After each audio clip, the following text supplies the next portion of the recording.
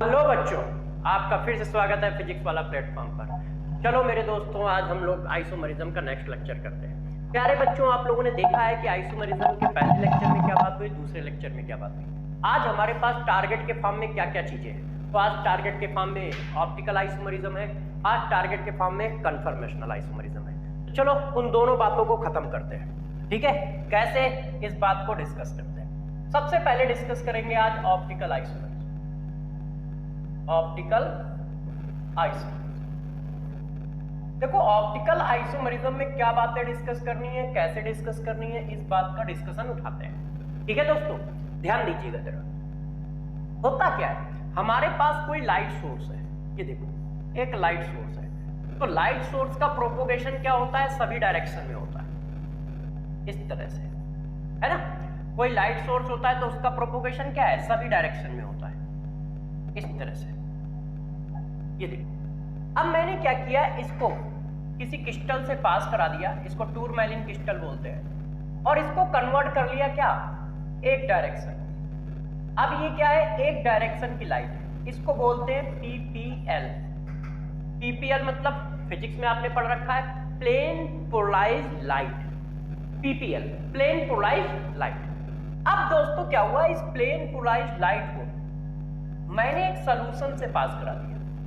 ये एक ट्यूब है ऐसे, और इस ट्यूब में एक सॉल्यूशन भरा हुआ है कुछ इस तरह से। ये देखो, इस ट्यूब में क्या है, एक सॉल्यूशन भरा हुआ है ऐसे। अब मैंने इसको क्या किया है, पास करा दिया। जब मैं इसको पास करा देता हूं ऐसे, यहां से गई और यहां से ऐसे निकली, तो ये plane polarised light clockwise direction में इस तरह से, या एंटी क्लॉकवाइज डायरेक्शन में दोस्त इस तरह से रोटेट कर जाती है। तो गौर समझिएगा, हमारे पास क्या है, पीपीएल लाइट है। अब इस पीपीएल लाइट को इस सॉल्यूशन से पास कराया, पास कराने पर ये जो है, ये जो लाइट है पीपीएल लाइट, वो क्लॉकवाइज डायरेक्शन मतलब अबव द प्लेन ऐसे ऐसे, या एंटी क्लॉकवाइज डायरेक्शन मतलब बिलो द प्लेन। प्लेन पे नहीं है, प्लेन पे ऐसे ऐसे नहीं घूम रही है, ध्यान रखना। क्यों, क्योंकि ये जो एंगल हम लोग डिसाइड कर रहे हैं, ये प्लेन के साथ बना हुआ एंगल है, और यदि ये प्लेन पे ही रहेगा तो प्लेन के साथ बना हुआ एंगल तो जीरो रहेगा ना। तो ये अबव द प्लेन ऐसे घूमेंगे, जैसे ये थी, एक मिनट रुक जाओ, मार्कर को अंदर डाल लो, ये थी। अब ये ट्यूब है, ठीक है, यहां ये देखो मैं ऐसे लेता हूं, ये लाइट है। अब ये ट्यूब से पास हुई, ट्यूब से पास होने के बाद या तो ये क्लॉकवाइज ऐसे झुकेगी आगे की ओर प्लेन के, या प्लेन के पीछे की ओर। अब आगे की ओर हो गई तो क्लॉकवाइज हो गया, अब पीछे की ओर हो गई तो एंटी क्लॉकवाइज हो गया ऐसे। और ये प्लेन के साथ बनाया गया एंगल है, मतलब ये एंगल है, ये प्लेन है, प्लेन के साथ बनाया गया दोस्त ये एंगल है। ठीक है, बात समझ पा रहे हो। यदि कोई लाइट ऐसा कर देती है तो इस सॉल्यूशन का हम लोग नाम रख देते हैं, इस सॉल्यूशन का नाम रख देते हैं ऑप्टिकल एक्टिव सॉल्यूशन। क्या हुआ जरा बात समझो, मैंने पीपीएल लाइट को पास कराया, पास कराने पर यदि PPL light plane polarised light, PPL light clockwise या एंटी क्लॉकवाइज डायरेक्शन में घूम जाती है। क्लॉकवाइज एंटी क्लॉकवाइज मतलब समझ रहे हो ना, प्लेन के आगे की ओर प्लेन के पीछे की ओर, तो हम इस सॉल्यूशन को ऑप्टिकल एक्टिव सॉल्यूशन कहते हैं। एंड द फिनोमिना, और इस phenomena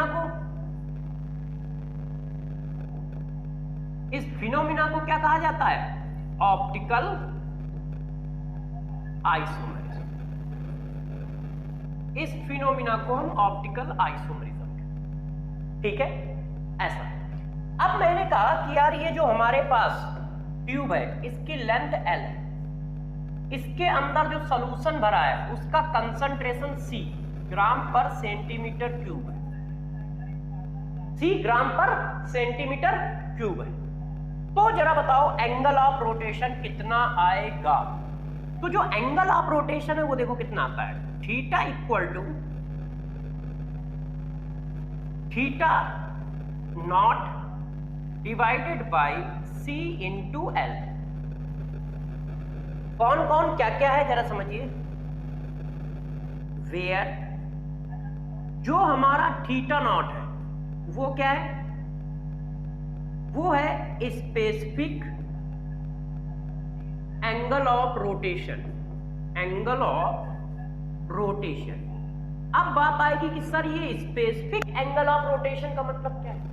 specific angle of rotation का मतलब मेरे दोस्त ये है, जब c की वैल्यू 1 ले ली जाए ग्राम पर सेंटीमीटर क्यूब और l की वैल्यू भी 1 सेंटीमीटर क्यूब ले ली जाए, तब जो एंगल ऑफ रोटेशन आएगा वो स्पेसिफिक एंगल ऑफ रोटेशन बोला जाएगा। जब c की वैल्यू क्या ले ली जाए, 1 ले ली जाए, l की वैल्यू भी 1 ले ली जाए, तो जो एंगल ऑफ रोटेशन आएगा वो स्पेसिफिक एंगल ऑफ रोटेशन। और ये क्या है, ये सिर्फ एंगल ऑफ रोटेशन है। थीटा क्या है, एंगल ऑफ रोटेशन है। थीटा क्या बोलते हैं, एंगल ऑफ रोटेशन बोलते हैं। ये देखो, थीटा को हम बोलते हैं एंगल ऑफ रोटेशन। सी क्या है दोस्त, तो सी मेरे दोस्तों है कंसंट्रेशन ऑफ सॉल्यूशन। एल क्या है, एल है लेंथ ऑफ ट्यूब, कि इस ट्यूब की लेंथ कितनी है, इस ट्यूब की लेंथ कितनी है। तो ये बात हमारी समझ में आई कि नहीं, कि ऐसा कोई सॉल्यूशन जो प्लेन पोलराइज लाइट को क्लॉकवाइज या एंटी क्लॉकवाइज रोटेट कर देती है, उसको ऑप्टिकल एक्टिव सॉल्यूशन कहते हैं, और इस फिनोमिना को ऑप्टिकल आइसोमरिज्म कहते हैं। इस फिनोमिना को क्या बोलते हैं, ऑप्टिकल आइसोमरिज्म बोलते हैं। और ये जो थीटा है एंगल ऑफ रोटेशन, ये क्या है, एंगल ऑफ रोटेशन, कितने एंगल में रोटेशन हुआ है। तो ये जो एंगल ऑफ रोटेशन है मेरे दोस्त, ये इसकी वैल्यू यदि आपको कहीं निकालनी है तो कैसे निकालोगे, इस फार्मूले से निकालोगे, theta equal to theta naught upon सी इंटू एल। ठीक है, थीटा नॉट क्या होता है, जब लेंथ 1 सेंटीमीटर क्यूब कर दी जाए, सी की वैल्यू 1 ग्राम पर सेंटीमीटर, सी की वैल्यू 1 ग्राम पर सेंटीमीटर क्यूब कर दी जाए। ठीक है, और कंसंट्रेशन सॉल्यूशन का सी है, लेंथ कितनी है, एल है। ये आया। अब कहानी को आगे बढ़ाते हैं। किसी ने कहा यार ये तो एक्सपेरिमेंटल बात हुई ना, आप इंस्ट्रूमेंट लाओगे, सॉल्यूशन भरोगे, प्लेन पोलराइज लाइट को पास कराओगे, तब दिखेगा कि वो ऑप्टिकल एक्टिव है या नहीं। प्लेन पेपर पर कैसे करें, थ्योरेटिकली इस बात को कैसे किया जाए। तो बात हुई हाँ यार ये तो एक्सपेरिमेंटल डिफिनीशन है, इससे तो अपने को टेंशन है, तो थ्योरेटिकली इस बात को कैसे डिफाइन किया जाए, इसके लिए हम लोगों ने आगे बात पहुंचाई। तो थ्योरेटिकली इस बात को कैसे डिफाइन करते हैं जरा देखो। इसके लिए हम लोग पढ़ते हैं क्या, कायरल कार्बन। अब एक एक करके हम लोग इस बात पे आते हैं। थ्योरेटिकली डिफाइन करने के लिए इन्होंने कहा देखो यार एक कायरल कार्बन नाम की चीज होती है। तो हम लोगों ने क्या होता है ये देखो, यदि कार्बन से 4 डिफरेंट वैलेंसी अटैच है, यदि कार्बन से 4 डिफरेंट एटम या 4 डिफरेंट लिगेंड अटैच है, तो उस कार्बन को क्या कहते हैं, कायरल कार्बन कहते हैं। 4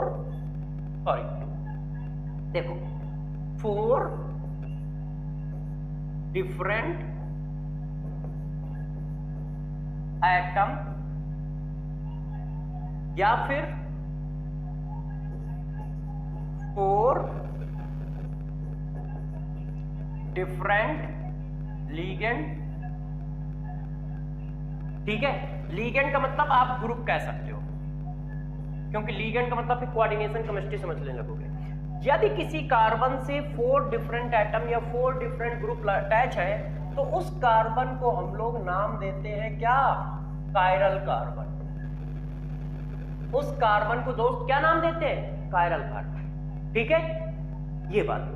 और यहां पर हमने एक नोट चिपकाया आपके लिए, जरा समझिए। इफ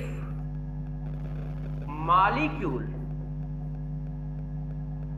contain 1 chiral carbon,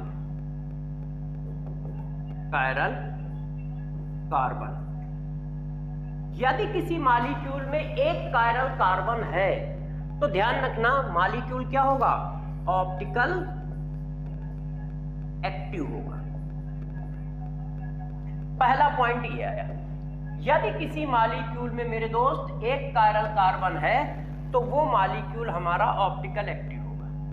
ये देखो, इस बात को ध्यान रखिएगा।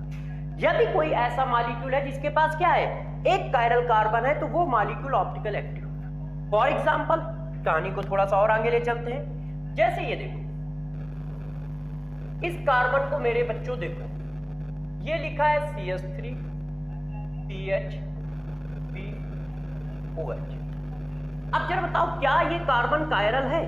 तो जरा आप अच्छे से देखिए, एक बैलेंसी में क्या लिखा है CH3, एक बैलेंसी क्या है OH, एक बैलेंसी क्या है इसकी CH3 और एक बैलेंसी क्या है दोस्त H। तो एक बैलेंसी में लगा है Cl, एक बैलेंसी में अटैच है H, एक बैलेंसी में अटैच है CH3, एक बैलेंसी में अटैच है OH। तो ये कार्बन तो कायरल हो गया ना यार दोस्त, बताओ हो गया कि नहीं हो गया? और यदि ये कार्बन कायरल है तो ये मॉलिक्यूल ऑप्टिकली एक्टिव मॉलिक्यूल है, ऑप्टिकली एक्टिव मॉलिक्यूल है।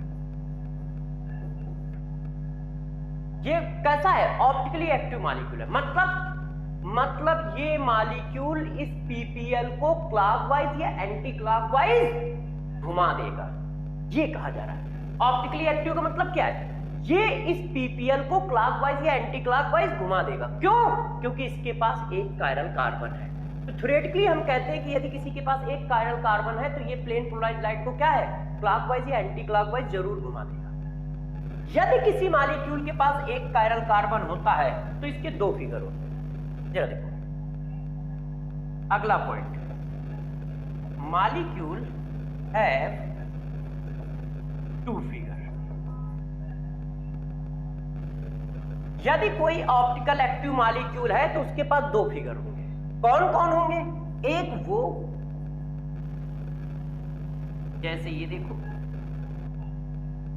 ऐसे, और एक बच्चों इसका मिरर इमेज, ये मिरर लगा दिया गया और ये इसकी इमेज, ये देखो मिरर इमेज ऐसे, ये देखो। अब आप अच्छे से इस बात को ध्यान दो, तो देखो ये हमारा OH है, ये H है, ये H है, ये CH3, ये अब ये एक दूसरे की मिरर इमेज समझ में आ रहा है ऐसे। जब आप इनको स्लाइड कराओगे तो ओवरलैप नहीं करेंगे, मगर कट करके रखोगे तो ओवरलैप कर जाएंगे। देखो ऐसे पन्ने की तरह मोड़ दो, ये देखो ओवरलैप कर गए। देखो पेज की तरह मोड़ो, ऐसे ओवरलैप कर गए, मगर स्लाइड कराओ तो ओवरलैप नहीं करेंगे। तो एक कंपाउंड हुआ ये और एक हुआ उसका मिरर इमेज। यदि किसी में एक कायरल कार्बन आया तो एक कायरल कार्बन के रिस्पेक्ट में दो फिगर होते हैं, वो और उसका मिरर इमेज। तो किसी ने कहा दोनों सेम तो है? नहीं, दिखने में सेम है, बॉन्डिंग सेम है, मगर अरेंजमेंट अलग अलग है। जैसे ये देखो, ये हाथ, इस हाथ का मिरर इमेज ये वाला हाथ, स्लाइड कराओगे तो ओवरलैप नहीं करेंगे। मछली जल की रानी है, ये देखो है, स्लाइड कराओगे ओवरलैप नहीं करेंगे, मगर पन्ने की तरह पलट दोगे तो ओवरलैप कर जाएंगे।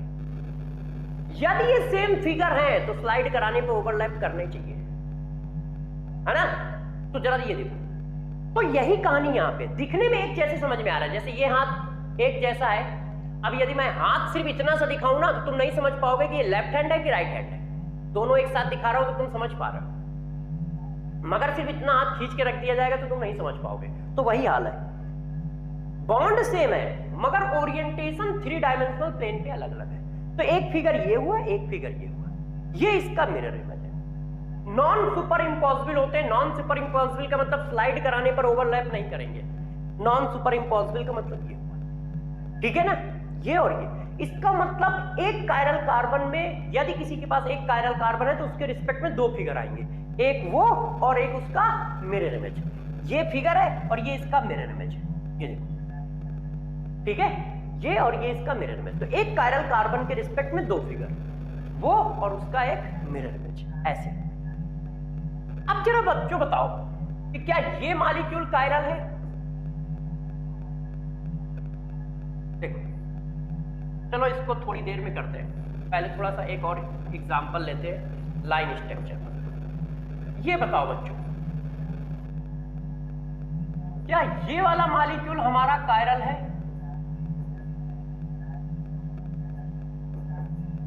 ये देखो, क्या ये मॉलिक्यूल हमारा कायरल है? तो यदि आप अच्छे से देखो तो इसको हम ऐसे बना लें तो किसी बच्चे को बुरा थोड़ी लगेगा। ये CH3, ये CH2, ये Br और ये H, और ये क्या है? CH2 CS।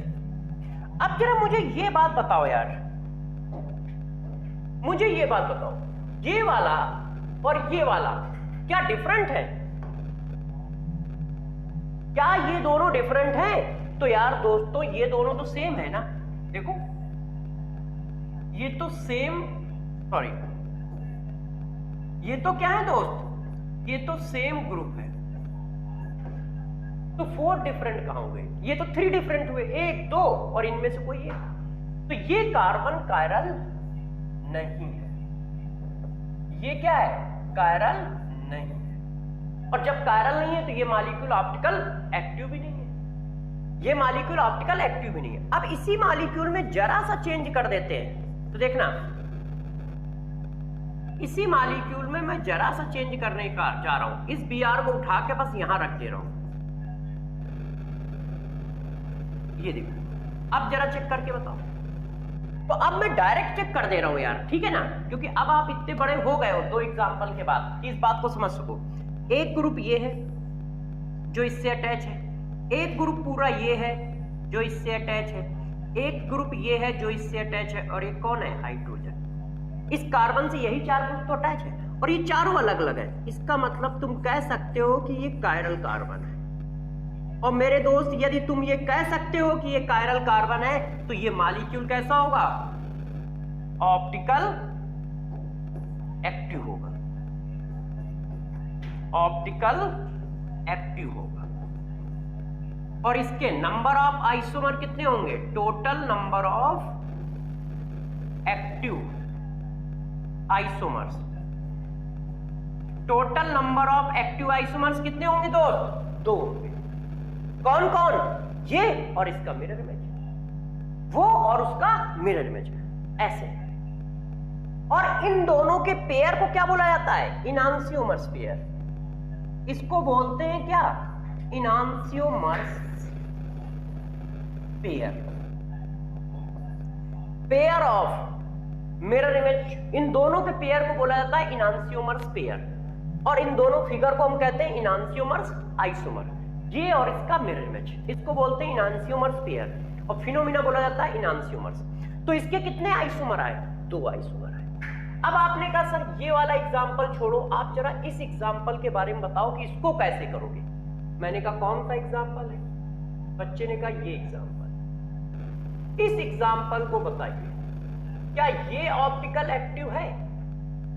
तो मैंने कहा भी बता देते हैं कि ये मॉलिक्यूल ऑप्टिकल एक्टिव है या नहीं है। इसको चेक करते हैं। तो देखो दोस्त, इसको कैसे चेक करोगे? इसको मैं ऐसे बना लूं तो किसी बच्चे को बुरा थोड़ी लगेगा। देखिएगा,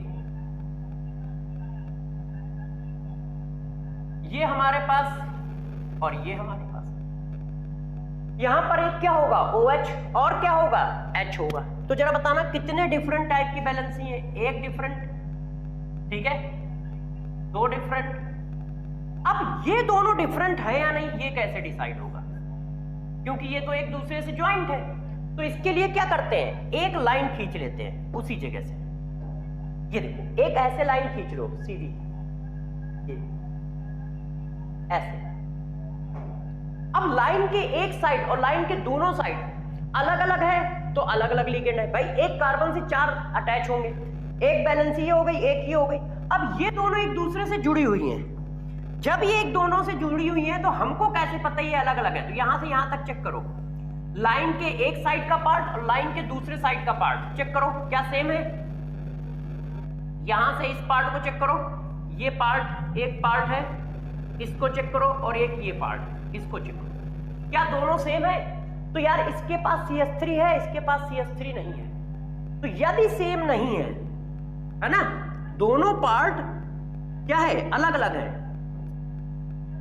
दोनों पार्ट डिफरेंट है। तो इसका मतलब क्या है?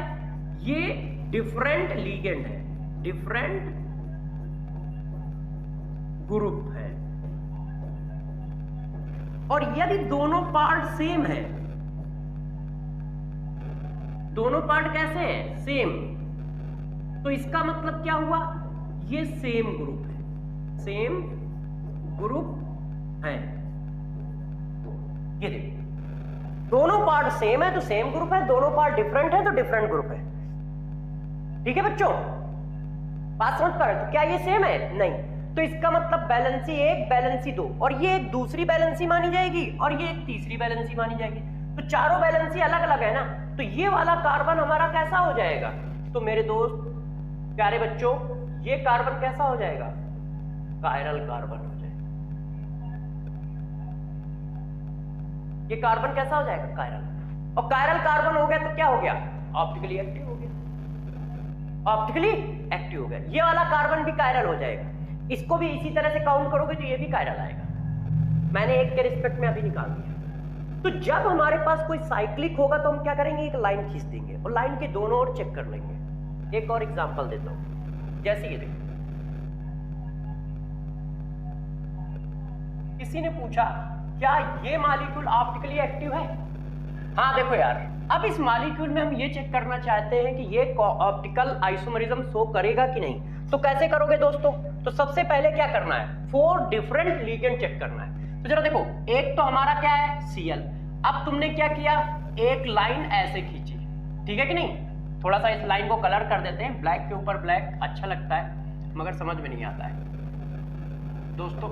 ये देखो, एक लाइन यार हम लोगों ने इस तरह से खींची, ये देखो। अब जरा चेक करो कि दोनों पार्ट इक्वल है या नहीं। यहां से यहां तक जाओ, इधर ध्यान दीजिएगा सभी लोग, यहां से यहां तक गए, ये पार्ट चेक करो और ये वाला पार्ट चेक करो, क्या सिमेट्रिकल है?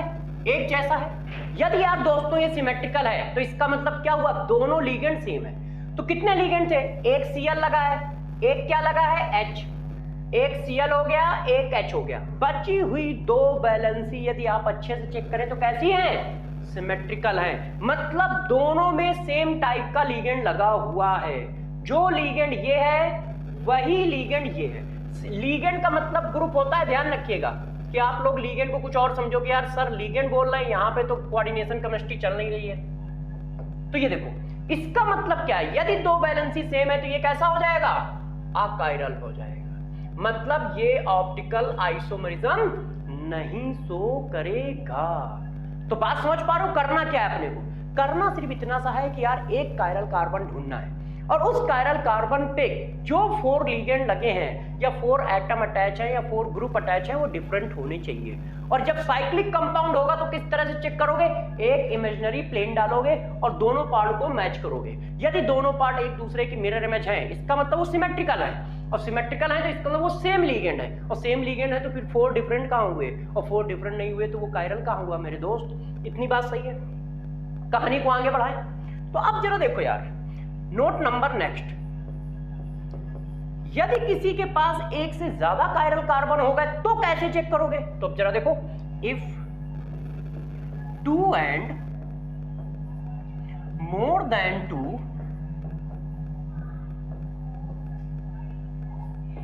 Chiral carbon present in compound. यदि यार कहीं पर ऐसा हुआ कि 2 से ज्यादा कायरल कार्बन हुए, 2 या 2 से ज्यादा कायरल कार्बन हुए तो कैसे चेक करोगे? तो दोस्तों जरा देखो कैसे चेक किया जाता है, उस बात को समझिए। तो उसके पहले आप लोगों को क्या करना पड़ेगा? एक और चीज पढ़नी पड़ेगी जिसको कहते हैं RS नॉमेनक्लेचर। चेक करने के रूल क्या पढ़ना पड़ेगा? RS nomenclature.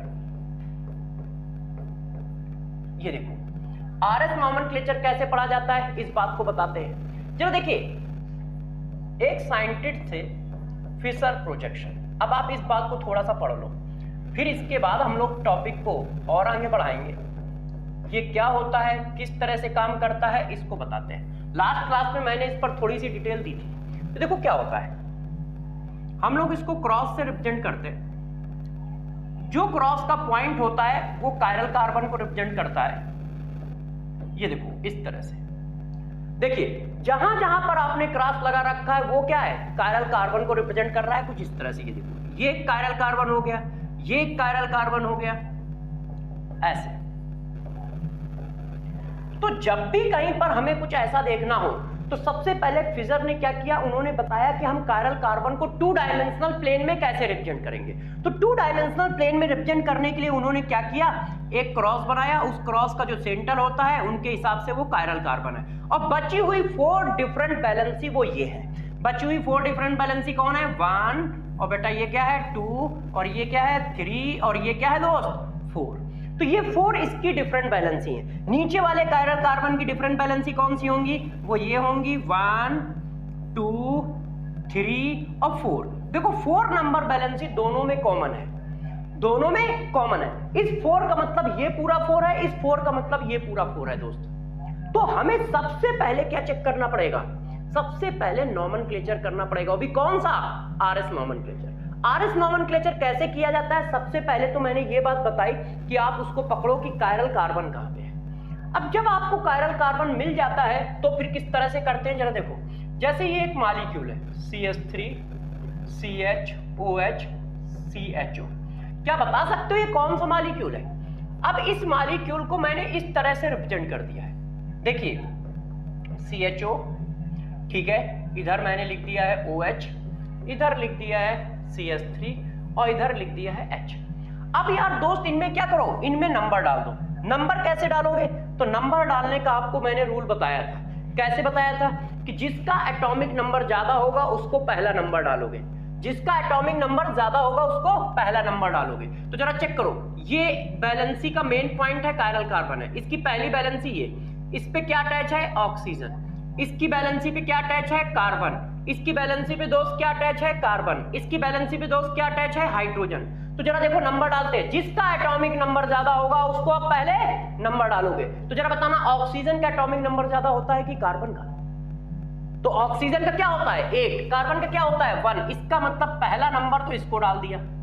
अब ये भी कार्बन है, ये भी कार्बन है, जब पहला एटम सेम हो जाएगा तो हम दूसरे एटम पे जाएंगे, तो पहला एटम सेम हो गया, दूसरा एटम यहाँ पे कौन है हाइड्रोजन, दूसरा एटम यहाँ पे कौन है ऑक्सीजन, तो डिफरेंशिएट हो गया और ये हो गया नंबर 2, तो ये हो गया नंबर 3, और हाइड्रोजन का एटॉमिक नंबर सबसे कम होता है इसलिए ये हो गया नंबर 4। ठीक है, अब जरा गौर से समझिए, यदि नंबर 4 वर्टिकल लाइन पे है, यदि नंबर 4 वर्टिकल लाइन पे है और हम क्लॉकवाइज घूमते हैं 1 to 2, 2 से 3, और ये 1 to 2, 2 से 3 यदि हम लोग रोटेट हो रहे हैं और वो क्लॉकवाइज है, तो इसका नॉमेनक्लेचर मेरे दोस्त क्या रखा जाएगा R। फिर समझो, यदि 4th नंबर की प्रायोरिटी जो है वो वर्टिकल लाइन पे है, जिसको भी आपने 4 नंबर दिया है, यदि वो वर्टिकल लाइन पे है और हम रोटेट कैसे हो रहे हैं 1 से 2, 2 से 3, तो क्लॉकवाइज रोटेट हो रहे हैं तो R, और इसी तरह से यदि 1 से 2 जा रहे हैं और 2 से 3 जा रहे हैं मेरे दोस्त, और वो एंटी क्लॉकवाइज है, वो कैसा है एंटी क्लॉकवाइज है, तो मेरे दोस्त इसका नाम क्या रखा जाएगा S। ध्यान रखिए नॉमेनक्लेचर के साइन है RS। ये देखो, अब जरा इसको चेक करो, ये 4th है, 1 से 2 जाओ, कलर चेंज कर देता हूं थोड़ा सा आपको आइडिया हो जाएगा कि जा कैसे रहे। देखो 1 से 2 जा रहे हो, ये 1 2 3, 1 से 2, 2 के बाद 3, 1 2 3, 1 2 3, कैसा आ रहा है, कैसा आ रहा है क्लॉकवाइज आ रहा है। तो इसका मतलब नाम क्या रखोगे इस फिगर का, इस फिगर का दोस्त हम लोग नाम क्या रख देंगे S।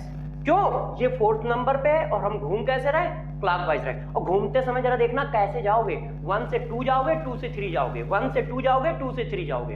ठीक है, अब बच्चों ने कहा नहीं सर यार एक एग्जाम्पल और मार दो। ठीक, तो एक एग्जाम्पल और मार देते हैं बच्चों की डिमांड पर। गौर से समझिए इस एग्जाम्पल को और बताइए आपके हिसाब से इसको किधर जाना चाहिए। देखो ये CH3 है हमारे पास, ठीक है, और ये हमारा H हो गया, और ये मेरे दोस्त OH हो गया, और ये मेरे प्यारे बच्चों Cl हो गया। अब जरा नंबर डालो, तो नंबर कैसे डालते हो, जैसे ज्योमेट्रिकल आइसोमेरिज्म में नंबर डालना सिखाया था वैसे ही नंबर डालना है। तो मेरे दोस्त नंबर डालिए, सबसे ज्यादा एटॉमिक नंबर किसका है Cl का, कार्बन का या ऑक्सीजन का। इससे क्या डायरेक्ट अटैच है Cl, इससे क्या अटैच है कार्बन, इससे क्या अटैच है OH, इससे क्या अटैच है H। तो सबसे ज्यादा एटॉमिक नंबर किसका होता है, बच्चे कह रहे हैं कि सर Cl का होता है, तो बच्चों की बात मानते हुए 1 चिपका दिया। अब इसके बाद किसका होगा, इसका होगा 2 चिपका दिया, और इसको 3 चिपका दिया, तो ऑटोमेटिक ये 4 हो गया। अब हमें जाना कहाँ है, 1 से 2 जाना है। देखा इस बार आपको मैंने फंसा दिया। 1 से 2 जाने के 2 रास्ते हैं, चेक करो। 1 से 2 जा रहे हो तो 4 के ऊपर से भी जा सकते हो, 1 से 2 जा रहे हो तो 3 के ऊपर से भी जा सकते हो। तो दोस्तों कहां से जाया जाए? तो हमेशा ध्यान रखना, जब कहीं ऐसी सिचुएशन फंस जाए कि 1 से 2 जाने के 2 रास्ते हों, देखिए इधर नोट, 1 से 2 जाने के यदि कहीं 2 रास्ते मिलते हैं, एक 3 के ऊपर से पास हो सकते हो, एक 4 के ऊपर से पास हो सकते हो, तो हमें किसके ऊपर से जाना चाहिए? तो ऑलवेज आप ध्यान रखिएगा 3 के ऊपर से हम कभी नहीं जाएंगे, हम लोएस्ट नंबर के ऊपर से हमेशा जाते हैं। हम किसके ऊपर से जाएंगे? 4th नंबर के ऊपर से होकर जाएंगे। बात समझ गए? यदि 1 और 2 अपोजिट आ गए, यदि 1 और 2 अपोजिट आ गए तो 1 से 2 पर पहुंचने के 2 रास्ते आ जाएंगे। और दोस्तों 2 रास्तों में से एक रास्ते को कट करना पड़ेगा। ऑलवेज क्या करोगे? लोएस्ट नंबर को कट करोगे, मतलब 3 से ऊपर से नहीं जाओगे, 4th के ऊपर से जाओगे। अब यदि हम 4 के ऊपर से जा रहे हैं तो जरा देखो कैसा रोटेशन आ रहा है, 1 से 2, 2 से 3, 1 से 2, 2 से 3, ये भी क्लॉकवाइज रोटेशन है। इसका मतलब इस फिगर का नाम भी क्या होगा? आर होगा। क्लॉकवाइज रोटेशन है ना, 1 से 2, 2 से 3। ये देखो, बात मेरी समझ पा रहे हो यार दोस्त? चलो अब बच्चों की डिमांड पे एक और क्वेश्चन करते हैं, जैसे आरएस कॉन्फ़िगरेशन अच्छे से हम लोग को आ जाए। तो देखो यार एक क्वेश्चन और ले लेते हैं, ठीक है? इस क्वेश्चन को हम लोगों ने किया, यहां पर हमारे पास क्या है? OH है, यहां पर मेरे दोस्त क्या है? CH3 है, यहां पर मेरे दोस्त क्या है? C डबल बॉन्ड CH2 है, और यहां पे COOH है। अब जरा चेक करो कि इसका कॉन्फ़िगरेशन कैसे होगा, ये किस तरह से घूमेगा। तो जरा बताइए, सबसे पहले तो नंबर डालने पड़ेंगे दोस्त। अब नंबर कैसे डालेंगे? तो नंबर डालने के लिए जरा देखो, कार्बन, ऑक्सीजन, कार्बन, कार्बन, तो सबसे ज्यादा एटॉमिक नंबर इसका हो गया नंबर 1। क्यों? क्योंकि ये ऑक्सीजन है, ऑक्सीजन 8 होता है, कार्बन 6 होता है ना यार। तो जरा देखो, अब ये भी कार्बन है, ये भी कार्बन है, ये भी कार्बन है। पहला एटम सब में सेम है, छोड़ दो, दूसरे एटम पे कूदो। दूसरा एटम कौन है? ऑक्सीजन। दूसरा एटम कौन है? कार्बन। दूसरा एटम कौन है? हाइड्रोजन। तो यार इसका दूसरा एटम ऑक्सीजन है, तो नंबर 2 ये हो गया। अब इन दोनों में कंपेयर करो, पहला एटम कार्बन कार्बन, दूसरा एटम कार्बन, दूसरा एटम हाइड्रोजन, तो इसका नंबर आ गया, और ये हो गया 4। ठीक है कि नहीं? अब जरा फिर से घुमा लो, 1 से 2 की ओर घूम रहे हो, तो 1 से 2 की ओर इस बार कैसा रोटेशन आ रहा है? Anti clockwise. और 1 से 2 एंटी क्लॉकवाइज है, तो नोमेनक्लेचर क्या होगा? एस नोमेनक्लेचर होगा। नोमेनक्लेचर क्या होगा? एस नोमेनक्लेचर होगा। ठीक है, अब यार कहानी को थोड़ा सा और चेंज करते हैं, रूल नंबर 2 की ओर चलते हैं। रूल नंबर 2 क्या है? यदि मान लो 4th नंबर वाला कहां पे आ जाए? हॉरिजॉन्टल लाइन पे आ गया, तो जैसे ये देखो H Br OH COOH। अब यार दोस्त जरा इस पर नंबर डाल के दिखाओ। तो सभी प्यारे बच्चे जानते हैं कि इस पर नंबर 1 आएगा, इस पर नंबर 2 आएगा, इस पर नंबर 3 आएगा, इस पर नंबर 4 आएगा। नंबर डालने में तो मेरे हिसाब से कोई दिक्कत नहीं होगी ना यार। जिसका एटॉमिक नंबर ज्यादा उसका नंबर ज्यादा, सिंपल सी बात है। जब तक सेम होता जाए तब तक पीछे की ओर भागते चले जाओ, जब तक डिफरेंस ना आए तब तक दौड़ लगाओगे, बस इतनी सी बात है। तो जरा देखो 1 से 2 की ओर जाना है, तो 1 से 2 की ओर कैसे जा रहा हो? ये देखो आया 1 से 2 की ओर कैसा है? Anti clockwise. और मेरे दोस्त 1 से 2 की ओर एंटी क्लॉकवाइज है, मगर 4th नंबर इस बार कहाँ है? हॉरिजॉन्टल लाइन पे। तो अब जरा देखो रूल क्या है, इसको जरा समझना। यदि 4th नंबर हमारे पास कहाँ पे है? हॉरिजॉन्टल लाइन पे है, तो क्या करोगे? तो मेरे दोस्त क्या करोगे? तो जरा देखना क्या करोगे। तब आपको क्या करना है? क्लॉकवाइज का नाम रखना है क्या? अपोजिट कर देना है बस यार। क्लॉकवाइज का नाम रखोगे एस, एंटी क्लॉकवाइज का नाम रखोगे क्या? एंटी क्लॉकवाइज का नाम रखोगे आर। ठीक है, तब हमें क्या कर देना है? जस्ट अपोजिट नोमेनक्लेचर कर देना है, जैसा मैंने पीछे किया उसके अपोजिट। देखो ये देखो, पीछे हम लोगों ने क्या चिपकाया है? यदि क्लॉकवाइज है तो आर, ठीक है, यदि क्लॉकवाइज है तो आर। अब देखो क्या चिपकाया है? यदि क्लॉकवाइज है तो एस। तो ध्यान रखिएगा, यदि 4th नंबर जिस पर पड़ रहा है ये वो वर्टिकल लाइन पे है तो क्लॉकवाइज आर और एंटी क्लॉकवाइज एस, और यदि वो हॉरिजॉन्टल लाइन पे पड़ रहा है तो अपोजिट कर दो बस। हॉरिजॉन्टल लाइन पे पड़ रहा है तो अपोजिट कर दो, मतलब क्लॉकवाइज को क्या कर दो? एस कर दो, एंटी क्लॉकवाइज को क्या कर दो?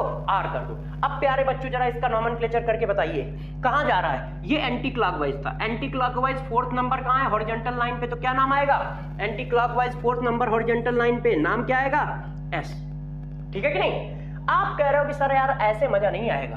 आप क्या कर रहे हो? एक एक कायरल कार्बन वाला दे रहे हो। एक एक कायरल कार्बन वाला तो हम भी कर लेते हैं, है कि नहीं? कम से कम सर 2 कायरल कार्बन वाला तो दो। तो मैंने कहा लो यार, ऐसी क्या बात है, बच्चे डिमांड करेंगे तो दे देंगे यार, जो मांगोगे, है कि नहीं? लो, बच्चों की डिमांड थी, हमने चिपका दिया। मैंने कहा लो इसका नोमेनक्लेचर करो। अब इसका नॉमेनक्लेचर कैसे करोगे, इस पे 2 कायरल कार्बन है, तो दोस्तों 2 कायरल कार्बन हो या 100 कायरल कार्बन हो, अपने को क्या करना है, अपने को 4 नंबर ही तो डालने हैं और 4 नंबर डाल के घुमा देना है। तो चलो 4 नंबर डालो, घुमा दो यार। इस कायरल कार्बन को पकड़ते हैं, इधर क्या है ऑक्सीजन, इससे क्या अटैच है कार्बन, इससे क्या अटैच है कार्बन, इससे क्या अटैच है हाइड्रोजन, तो ऑक्सीजन का नंबर 1 हो गया। क्यों? क्योंकि एटॉमिक नंबर ज्यादा है। अब यहां पकड़ो, ये भी कार्बन है, ये भी कार्बन, भाई इस डॉट वाले की बैलेंसी ये है और इस जगह पे क्या मिला कार्बन, तो पहला एटम इसका कार्बन हुआ ना, इसका भी पहला एटम कार्बन हुआ, दूसरा एटम इसका हाइड्रोजन, इसके दूसरा एटम क्या है ऑक्सीजन, इसका दूसरा एटम क्या है कार्बन, इसका दूसरा एटम क्या है हाइड्रोजन। तो हम हाइड्रोजन का हाइड्रोजन से क्यों कंपेयर कराएंगे यार, दूसरा एटम इसका कार्बन है, इसका दूसरा एटम क्या है हाइड्रोजन, तो इसका मतलब इस पर 2 नंबर आना चाहिए ना, और इस पे नंबर आना चाहिए 3 और इस पे नंबर आना चाहिए 4, बात खत्म हो गई। बात समझ पाए कैसे किया? अरे मेरे दोस्त यार ये भी कार्बन है, तो एक कार्बन कार्बन सेम हो गया, और आप जानते हो जब सेम हो जाता है तो हम आगे बढ़ जाते हैं, आगे बढ़े तो हाइड्रोजन मिला, हमने कहा हाइड्रोजन है, यहां आगे बढ़े तो ऑक्सीजन मिल गया, तो यार इसका एटॉमिक नंबर ज्यादा है, तो बस इस पर क्या होगा 2 नंबर पड़ेगा, उस पर 3 नंबर पड़ेगा। अब घुमा लो, तो चलो घुमाते हैं, घुमाओगे कैसे 1 से 2, 1 से 2 जब आपने घुमाया तो देखो जरा क्लॉकवाइज आ रहा है, तो 1 से 2 रोटेशन क्लॉकवाइज है मेरे दोस्त, मगर 4th नंबर कहां है हॉरिजॉन्टल लाइन पे, और 4th नंबर हॉरिजॉन्टल लाइन पे क्लॉकवाइज आया तो आंसर ऐसा आएगा। क्यों? 4th नंबर हॉरिजॉन्टल लाइन पे क्लॉकवाइज आया तो आंसर ऐसा आएगा। तो मेरे दोस्तों इसका नॉमेनक्लेचर हो गया एस।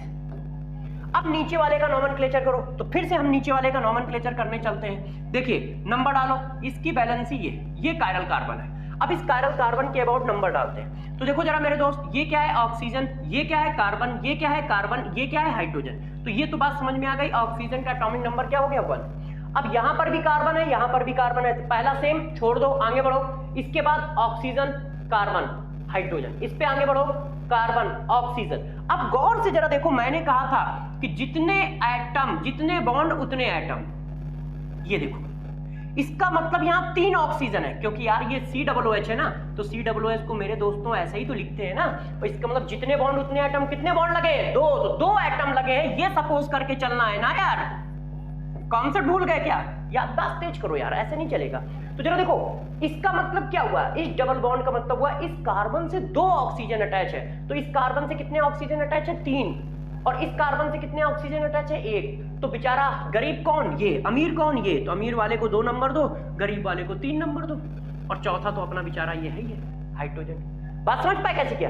भाई कार्बन ये भी है, कार्बन ये भी है, सेम है, छोड़ो आगे बढ़ो, इसका क्या अगला एटम ऑक्सीजन, इसका अगला एटम ऑक्सीजन, मगर यहाँ 3 ऑक्सीजन, यहाँ पर 1 ऑक्सीजन, तो यार जहां पर 3 ऑक्सीजन होगा उस पर नंबर 2 और उस पर नंबर 3 और वो नंबर 4। अब घुमा लो, तो 1 से 2 की ओर घूम गए। जब 1 से 2 की ओर घूमोगे तो 4th नंबर कहां है हॉरिजॉन्टल पे, 4th नंबर हॉरिजॉन्टल पे होगा, क्लॉकवाइज रोटेशन आ रहा है, ये देखो क्लॉकवाइज रोटेशन आ रहा है, तो नाम क्या रखोगे एस। तो यार इसका भी कॉन्फ़िगरेशन क्या है एस, इसका मतलब ये जो है S, S कॉन्फ़िगरेशन का फिगर है, इस दोनों कायरल कार्बन का नाम क्या है SS है, ठीक है। तो कायरल कार्बन के नॉमेनक्लेचर कर लोगे, ध्यान रखना यदि एक से ज्यादा कायरल कार्बन किसी के पास है तो जब तक नॉमेनक्लेचर नहीं आएगा तब तक तुम ऑप्टिकल आइसोमेरिज्म नहीं सॉल्व कर पाओगे। फिगर देख के आए, ऑप्टिकल आइसोमेरिज्म जो सॉल्व करते हैं वो बस सॉल्व ही करते रह जाते हैं, नॉमेनक्लेचर से ऑप्टिकल आइसोमेरिज्म सॉल्व होगी मेरे दोस्त, इसलिए नॉमेनक्लेचर पे फोकस करो, RS करने की बहुत जरूरत है, यदि RS नहीं आएगा तो समझ लेना क्वेश्चन नहीं होगा। तो चलो बच्चों की डिमांड है कि सर अच्छा एक और दे दो, इस बार हम लोग कर ही देंगे, तो फिर बच्चों ने कहा सब और दे दो, तो इस बार मैंने 3 वाला दे दिया। मैंने कहा यार 2 कार्बन अच्छे नहीं लगते हैं, है कि नहीं, इवन नंबर वैसे भी मजा नहीं आता है, सारा खेल ऑड का ही है, सब कहते हैं कुछ और लगना चाहिए, तो लो यार और। अब जरा पकड़ो, अब इसमें बताओ कौन से कार्बन का क्या नॉमेनक्लेचर है, तो चलो दोस्तों चिपका देते हैं, पहले कार्बन को पकड़ते हैं, ये देखो, अब इसकी 4 वैलेंसी पे नंबर डालो, तो सबसे पहले जब नंबर डालोगे तो इसका अटैच एटम ऑक्सीजन, इसका अटैच एटम कार्बन, इसका अटैच एटम हाइड्रोजन, इसका अटैच एटम कार्बन। इसका मतलब क्या है, देखो ये ऑक्सीजन है, डायरेक्ट अटैच है, इसका एटॉमिक नंबर 1, क्यों एटॉमिक नंबर सबसे ज्यादा इसका होगा, यहां पर भी कार्बन, यहां पर भी कार्बन। जरा इस बात को देखो, जरा बच्चे यहां पर थोड़ा सा गड़बड़ कर सकते हैं, इसलिए देखो इसकी बैलेंसी से क्या अटैच है कार्बन, इसकी बैलेंसी से क्या अटैच है कार्बन, इसका दूसरा एटम ऑक्सीजन, इसका दूसरा एटम कार्बन, इसका दूसरा एटम हाइड्रोजन, 3 पॉसिबिलिटी है। यहां पे आओ, इसका दूसरा एटम ऑक्सीजन, वो भी कितने ऑक्सीजन 3 ऑक्सीजन, और 3 ऑक्सीजन मतलब ज्यादा ऑक्सीजन है, तो ये आया 2, ये आया दोस्त 3 और ये आया दोस्त 4। अब घुमाओ, तो जब हमारे पास घुमाने की बारी आई तो हमने घुमा लिया, 1 से 2 की ओर जाना है, 1 से 2 की ओर जाओगे तो क्या आएगा क्लॉकवाइज आएगा। और 1 से 2 की ओर जाओगे तो क्या आएगा, क्लॉकवाइज आएगा। और दोस्तों जब क्लॉकवाइज आएगा तो हॉरिजॉन्टल लाइन पे क्लॉकवाइज का फिगर का नाम क्या होगा, एस। इसका मतलब इस फिगर को हम लोगों को क्या बोलना चाहिए, एस बोलना चाहिए। ठीक है, अब आपका मन कर रहा होगा सर मैं ऊपर वाला भी करके रहूंगा, ऐसे काम नहीं चलेगा। तो चलो ऊपर वाले को करते हैं। ठीक है, इस वाले को, इसके ऊपर वाले को। अब देखो हमारा कायरल कार्बन दोस्त कौन है, ये है। ठीक है, अब इसकी 4 वैलेंसी पकड़ो, हाइड्रोजन, ऑक्सीजन, कार्बन, कार्बन। तो इसका मतलब सबसे ज्यादा एटॉमिक नंबर किसका हो गया, ये 1 हो गया। अब 2 में लड़ते हैं, ये भी कार्बन है, ये भी कार्बन है, पहला सेम हुआ, छोड़ो, आगे बढ़ जाओ, ऑक्सीजन, कार्बन, हाइड्रोजन, आगे बढ़ गए, ऑक्सीजन, कार्बन, हाइड्रोजन, बिल्कुल डिट्टो सेम है, फिर छोड़ दो और आगे निकल आओ, कार्बन, और आगे निकल गए कार्बन। ठीक है, ये भी सेम है, छोड़ दो और आगे निकले हाइड्रोजन, और आगे निकले ऑक्सीजन। यहां पे डिफरेंशिएट हुआ तो ऑक्सीजन का एटॉमिक नंबर ज्यादा होता है, इसका मतलब ये वाली वैलेंसी 2 हो गई, ये वाली वैलेंसी 3 हो गई, और 4 तो अपना भाई पहले से था। पकड़ पाए, जहां तक सेम चले वहां तक दौड़ लगाते जाओ, जब तक डिफरेंट नहीं आएगा तब तक हम डिसाइड नहीं कर पाएंगे कि क्या नंबर डालें, है कि नहीं। तो चलो इसी वजह से मैंने किया, देखो इस जगह से भगे, कार्बन, कार्बन, फिर अगला एटम कार्बन, फिर अगला एटम कार्बन, फिर कार्बन का पड़ोस हाइड्रोजन, यहां कार्बन का पड़ोस ऑक्सीजन, ऑक्सीजन का एटॉमिक नंबर ज्यादा इसलिए 2 हो गया, वो 3 हो गया, और ये 1। अब घुमा लो, चक्कर घुमाओ, 1 से 2 की ओर चक्का जा रहा है, और 1 से 2 की ओर जब चक्का जा रहा है तो देखो ये कैसा आ रहा है, ये देखिए कैसा आ रहा है रोटेशन, एंटी क्लॉकवाइज या क्लॉकवाइज। अरे भाई दोस्त बता दो यार, एंटी क्लॉकवाइज या क्लॉकवाइज। तो क्लॉकवाइज है, हॉरिजॉन्टल लाइन है, तो क्या मारोगे, क्लॉकवाइज हॉरिजॉन्टल लाइन एस। इसका भी नॉमेनक्लेचर क्या है, एस, है कि नहीं। इसका अच्छा है यार, देखो यार, हाँ बच्चों थोड़ा सा रफ कर लो, क्या रफ करना है जरा देखो, ये क्लॉकवाइज है कि एंटी क्लॉकवाइज, बता दो यार। एंटी क्लॉकवाइज है ना यार, तो आर लिखो ना यार, ऐसा करोगे क्या यार, है अपना भी गड़बड़ करोगे, मेरा भी गड़बड़ करोगे। अब लास्ट वाला कायरल कार्बन चेक कर लो। तो चलो लास्ट वाले कायरल कार्बन के लिए एक नया कलर ले देते हैं, जैसे तुम्हें समझ में तो आएगी कौन से कलर की बात कर रहे हैं। ये लो, अब इस कायरल कार्बन की बात कर रहे हैं, इस पर कूदते हैं चल के। इसकी 4 वैलेंसी कौन है, ऑक्सीजन, कार्बन, कार्बन, हाइड्रोजन। ये तो पहले डिसाइड हो गया, ये 4 है, क्यों, सबसे कम एटॉमिक नंबर इसी का है। अब इधर आओ, ऑक्सीजन, ये भी डिसाइड हो गया, ये 1 है, क्योंकि सबसे ज्यादा एटॉमिक नंबर इसी का है। अब मेरे दोस्त जरा बताओ, ये भी कार्बन, ये भी कार्बन। अब कार्बन का पड़ोस हाइड्रोजन, और इस कार्बन का पड़ोस इतने सारे एटम है यार, इसका मतलब ये 2 होगा, वो 3 होगा। तो ये आया 2 और ये वाली आई 3। अब 1 से 2 की ओर दौड़ लगाओ, अब 1 से 2 की ओर दौड़ लगाओगे तो ये ऐसे आएगा, है ना, 1 2 3 1 2 3 1 2 3, ये क्या है, क्लॉकवाइज। और क्लॉकवाइज वाले का नाम क्या होता है, और 4th नंबर कहां है, हॉरिजॉन्टल पे, एस। तो नॉमेनक्लेचर क्या आया है, एस आर एस। ये देखो यार, तीनों के नॉमेनक्लेचर कैसे आए, एस आर एस। पसीना छोड़ दिया यार तुम्हें पढ़ाने में, देख लो यार, और क्या चाहिए तुम्हें बताओ, जान चली जाए। तो देखो इस कायरल कार्बन का नाम दोस्त क्या है, एस। इस कायरल कार्बन का नाम दोस्त क्या है, आर। इस कायरल कार्बन का नाम दोस्त क्या है, एस। तो हमारे पास इस तरह से नॉमेनक्लेचर करना है। तो सबसे पहले मेरे प्यारे बच्चों नॉमेनक्लेचर आना चाहिए। यदि नॉमेनक्लेचर करते हो और कर लेते हो तो ये मान के चलो ज्योमेट्रिकल आइसोमेरिज्म का काम, ऑप्टिकल आइसोमेरिज्म का काम आसानी से हो जाएगा। कैसे हो जाएगा, अब कहानी को थोड़ा सा और आगे खींचते हैं और अगले टॉपिक पे चलते हैं। अगला टॉपिक क्या है, यदि हमने आरएस नॉमेनक्लेचर कर लिया तो, यदि हमने आरएस नॉमेनक्लेचर कर लिया तो क्या करोगे। अब कॉन्सेप्ट को चिपकाता हूं, जरा देखो, अब बस इस लाइन को अच्छे से पकड़ना जो लिखने जा रहा हूं। देखो यार मेरे दोस्त, किसी के पास 2 है या 2 से ज्यादा कायरल कार्बन है, ठीक है, इसको मैथमेटिकल फॉर्म में लिख देता हूं, पहले रफ कर लो। ये देखो, n की वैल्यू 2 या ग्रेटर देन 2 है। n क्या है, number of chiral carbon, number of chiral carbon. तो मेरे दोस्त हम करते क्या है, हम सबसे पहले ये बात चेक करेंगे। देखो गौर समझिए, सबसे पहले हम क्या करेंगे, उसका नॉमेनक्लेचर करेंगे। रूल समझते जाओ कि हमको करना क्या है। सबसे पहले हम उसका नॉमेनक्लेचर करेंगे, पहला पॉइंट तो ये हो गया। नॉमेनक्लेचर का मतलब आईयूपीएसी नॉमेनक्लेचर नहीं, आरएस नॉमेनक्लेचर करेंगे, ठीक है। आईयूपीएसी से ज्योमेट्रिकल आइसोमेरिज्म और ऑप्टिकल आइसोमेरिज्म का कोई लेना देना नहीं है। आप नॉमेनक्लेचर करोगे कौन सा, आरएस नॉमेनक्लेचर करोगे, ठीक है। इतनी बात हो गई। इसके बाद क्या चेक करोगे मेरे दोस्त, इसके बाद हम लोग चेक करते हैं प्लेन ऑफ सिमेट्री। ये नया टर्म है, ये अभी आपको नहीं आता होगा, है ना। अभी पढ़ाता हूं। तो हम क्या चेक करेंगे, प्लेन ऑफ सिमेट्री या centre of symmetry. Centre of symmetry को शॉर्टकट में कहते हैं COS और प्लेन ऑफ सिमेट्री को कहते हैं POS।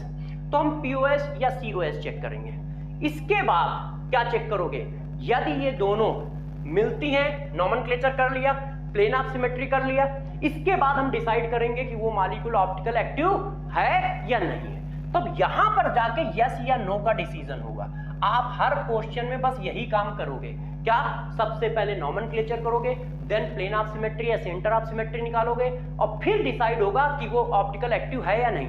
यदि उसके पास प्लेन ऑफ सिमेट्री मिल गई, गौर समझिए, अब डिसाइड कर रहा हूं, यदि उसके पास प्लेन ऑफ सिमेट्री मिल गई तो वो ऑप्टिकली इनएक्टिव होगा।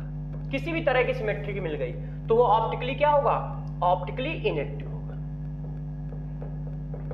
और यदि नहीं मिली तो ध्यान रखना वो क्या होगा, ऑप्टिकली एक्टिव होगा। तो वो मॉलिक्यूल ऑप्टिकली एक्टिव होगा। इसका मतलब सिर्फ कायरल कार्बन देख के हम नहीं बता कर सकते कि वो ऑप्टिकल एक्टिव है या नहीं।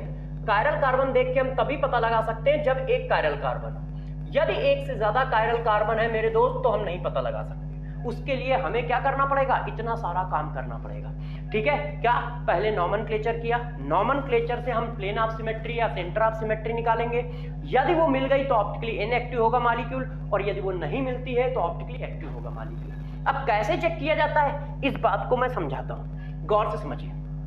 देखो यार, अब बात करते हैं प्लेन ऑफ सिमेट्री की। प्लेन ऑफ सिमेट्री बहुत इजी चीज है, इसके लिए टेंशन मत लो, एक बार में आप समझ जाओगे। बस बातों को समझते रहिएगा कि बता क्या रहा हूं। ठीक है, पहला पॉइंट नंबर पहला समझो। देखो, जब हम कोई प्लेन खींचते हैं, इमेजिनरी प्लेन, जैसे मैंने ये प्लेन खींचा, गौर समझिएगा, ऐसा इस प्लेन पे जो जो एटम आ जाएगा उसकी आप हमेशा मान के चलिएगा कि मिरर इमेज बन नहीं है, उसको आप कभी मत चेक करो। जो एटम प्लेन पे आ जाएंगे, गौर समझिए, जो एटम या मॉलिक्यूल प्लेन पे आ जाएंगे, ठीक है, उनकी सिमेट्री हमेशा बन रही है, हमें उनको चेक करने की जरूरत नहीं है। ये क्या करेंगे, ऑलवेज फॉर्म, ये क्या हो रहा है, मिरर इमेज। ठीक है, वो हमेशा क्या फॉर्म करेंगे, मिरर इमेज फॉर्म करेंगे। उनकी हमें चेक करने की जरूरत नहीं है कि हम लिए चेक करने चले जा रहे हैं, वो अपने आप फॉर्म करते हैं, आप उनकी टेंशन ना लो। क्या मैंने क्या बताया, जो मॉलिक्यूल उस इमेजिनरी प्लेन पे टच कर जाए, जो एटम उस इमेजिनरी प्लेन को टच कर जाए, जो बॉन्ड उस इमेजिनरी प्लेन को टच कर जाए, तो समझ लेना उसकी मिरर में जरूर बनेगी। उसमें आपको देखने की कोई जरूरत नहीं है। क्यों? क्योंकि हम ये सपोज करके चलते हैं कि जो प्लेन होता है वो इसको इक्वल पार्ट में डिवाइड करता है, ये हम सपोज करके चल रहे होते हैं। ये कॉन्सेप्ट है। ऐसे ऐसे चाहे एटम हो चाहे हमारा मॉलिक्यूल है, हम दोनों को स्पेयर मान के चलते हैं। और जब दोस्त दोनों को स्पेयर मान के चलते हैं ना, तो ये बिल्कुल क्या करता है, एक आप लोगों ने रबर की बॉल देखी ना, टेनिस बॉल, उसको वो बिल्कुल बीच से निकाल देता है, बीच से कट कर देता है, ऊपर का ढक्कन नीचे का ढक्कन, बस उनको मैच करा दो, ऐसे इस तरह से। तो ये जो इमेजिनरी प्लेन है, ये देखो, ये इन बॉलों को इक्वल पार्ट में ऐसे डिवाइड कर रहा होता है। इस वजह से मैंने आपको कहा कि जो कुछ भी प्लेन पे आ जाए उसको आप चेक ही मत करो, उसकी मिरर इमेज ऑलवेज बनती है, उस पर परेशान ना हो। जो प्लेन पे नहीं है उसकी मिरर इमेज पे फोकस करो, जो प्लेन पे है उसकी मिरर इमेज ऑलवेज बनती है, कभी फोकस मत करो। अब दूसरा पॉइंट ध्यान रखना, ये फिजिक्स का टर्म है प्लेन ऑफ सिमेट्री, केमिस्ट्री में मत कूदने लग जाना। इसको फिजिक्स की तरह देखोगे कि मिरर इमेज बननी चाहिए पॉइंट टू पॉइंट, ठीक है। तो केमिस्ट्री की तरह मत चेक करना, फिजिक्स की तरह चेक करना कि हर पॉइंट पर उसकी मिरर इमेज आनी चाहिए। बॉन्ड की भी मिरर इमेज आनी चाहिए, एटम की भी मिरर इमेज आनी चाहिए। तो जरा देखो, प्लेन ऑफ सिमेट्री में सबसे पहला पॉइंट क्या पढ़ाया कि जो भी हम इमेजिनरी प्लेन डालेंगे, उस इमेजिनरी प्लेन में जो एटम जो बॉन्ड टच कर गया, तो तुम ध्यान रखना उसकी मिरर इमेज ऑलवेज बनेगी। उस पर आप टेंशन ना लो कि बन रही है कि नहीं बन रही है, उसको मत देखो। बचे हुए एटम या मॉलिक्यूल को आपको देखना है। अब यार कहानी को थोड़ा और ले लेते हैं, ठीक है, देखते कैसे, इस पर आ जाते हैं। तो देखो जरा यार, मैंने एक मॉलिक्यूल उठाया, मॉलिक्यूल का नाम हुआ COOH, सिंगल बॉन्ड OH, गौर से देखिए, OH और COOH, ये देखो एक मॉलिक्यूल है। अब इस मॉलिक्यूल को देख लो, क्या हम कोई ऐसा इमेजिनरी प्लेन खींच सकते हैं जिसमें प्लेन ऑफ सिमेट्री दिखे? तो जरा देखो यार, यदि हम एक इमेजिनरी प्लेन ऐसे खींच लें, प्लेन खींचना आपकी मर्जी है, कभी तो बच्चे की मर्जी चलेगी, इसका मतलब जैसा मन हो वैसा प्लेन खींच सकते हो। ध्यान रखो, जहां से मन हो वहां से पास करा सकते हो, तुम्हारी मर्जी है, बस हमें इक्वल 2 पार्ट में चाहिए। अब जरा देखो इसकी मिरर इमेज कैसे बनेगी। ठीक है, इसकी मिरर इमेज ये बनी, ये देखो इसकी मिरर इमेज ये बनी और इसकी मिरर इमेज ये बनी। ऐसे ये जो टर्म होता है ना, इक्वल 2 पार्ट में डिवाइड करना, ये एक देसी टर्म है, इसको मत यूज किया करो। फिजिक्स का टर्म यूज किया करो कि मिरर इमेज बननी चाहिए। इक्वल 2 पार्ट कभी कभी क्या होते हैं, बोर्ड में दिख रहे होते हैं कि वो इक्वल 2 पार्ट है, रियल में वो एक दूसरे की मिरर इमेज नहीं होते हैं। तो इसलिए ध्यान रखिएगा, मिरर इमेज बनाओ, इक्वल 2 पार्ट वाला कॉन्सेप्ट ना यूज करो। तो देखो इसकी मिरर इमेज ये है, इसकी मिरर इमेज ये है, इसकी मिरर इमेज ये है और इस बॉन्ड की मिरर इमेज ये बॉन्ड है। ठीक है, कुछ ऐसा रखा है इस तरह से। इस पॉइंट की मिरर इमेज इसी के जस्ट नीचे बनेगी इधर, इस पॉइंट की मिरर इमेज जस्ट इसके नीचे इधर बनेगी और ऊपर वाले की मिरर इमेज जस्ट इसके नीचे ऐसे बनेगी। तो ये मिरर इमेज है, और यदि यहां मिरर इमेज है तो तुम ये कह सकते हो कि यहां POS है, यहां पे क्या है POS है। ऐसे मतलब प्लेन ऑफ सिमेट्री है, मतलब प्लेन ऑफ सिमेट्री है। अब दोस्तों एक और बात बताते हैं, गौर समझिए। इस बात को तो मैंने एक बार ऐसे डिफाइन किया, अब देखो मैं दूसरा रास्ता बताता हूं इसी बात को और इजी तरीके से निकालने का। किसी ने कहा सर इमेजिनरी प्लेन हम कैसे ड्रा कर पाएंगे, हम नॉर्मल में तो कुछ पढ़ नहीं पाते, अब आप इमेजिनरी प्लेन की बात कर रहे हो, यहाँ तो तोते उड़ जाएंगे। तो मैंने कहा यार तुम टेंशन ना लो, तुम्हारे पास भी मेरे लिए कुछ है, क्योंकि मुझे लग रहा है यदि तुम ऐसा नहीं कर सकते हो तो दूसरा रास्ता बता देता हूं, इसका नॉमेनक्लेचर कर लो। मैंने तुमसे कहा था नॉमेनक्लेचर एक बहुत बड़ा हथियार है, इसका नॉमेनक्लेचर करो। तो दोस्त मैं डायरेक्ट नॉमेनक्लेचर मार रहा हूं, पकड़ पाओगे तो देख लेना। ऑक्सीजन 1, कार्बन 2, इस कार्बन को 3, इसको 4। कैसे किया समझ गए भाई, इसका एटॉमिक नंबर ज्यादा है इसलिए 1 कर दिया। ये भी कार्बन है, ये भी कार्बन है, मगर इसका अटैच एटम कौन है ऑक्सीजन, इसका अटैच एटम कौन है कार्बन, तो वो 2 हो जाएगा और ये 3 हो जाएगा।